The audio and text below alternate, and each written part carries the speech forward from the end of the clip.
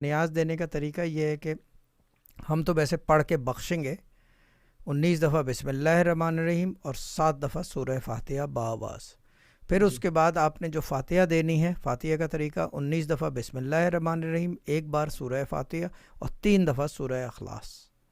وہ فاتحہ دینے کا طریقہ ہے کھانے کے اوپر نا، کہ آپ کھانے پہ دے دو تو بس پھر وہ دل کے اندر دیتے ہیں، زور بآواز نہیں دیتے.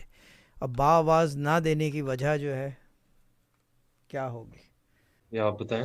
سورہ اخلاص کے بارے میں یہ کہا جاتا ہے کہ 3 دفعہ پڑھ لو تو پورے قرآن کی قوت اس کے اندر آ جاتی ہے. جی یہ بات مشہور ہے.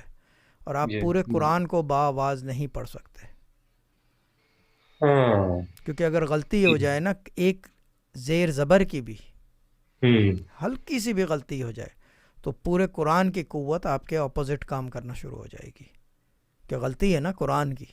جی دیکھو ایک آدھ آیت صورت کی یا یہ کہ اسم کی غلطی جو ہے وہ چھوٹی غلطیوں میں آتا ہے، that's known as the small mistake, وہ درگزر کر دی جاتی ہے. لیکن اگر آپ کو پتہ ہے یہ چیز، ایک آدمی کو پتہ ہونا ایک آدمی کو پتہ نہ ہونا فرق ہوتا ہے. جس کو پتہ صحیح. ہوتا ہے کہ اس کو پڑھنے سے پورے قرآن کی قوت جائے گی، اگر وہ بآواز پڑھے گا غلطی ہو گئی تو پھر مسئلہ کھڑا ہو جائے گا. اور یہ ڈر خوف والا مسئلہ نہیں ہے کہ کوئی نقصان، مگر وہ ایکسیپٹنس نہیں ہوگی.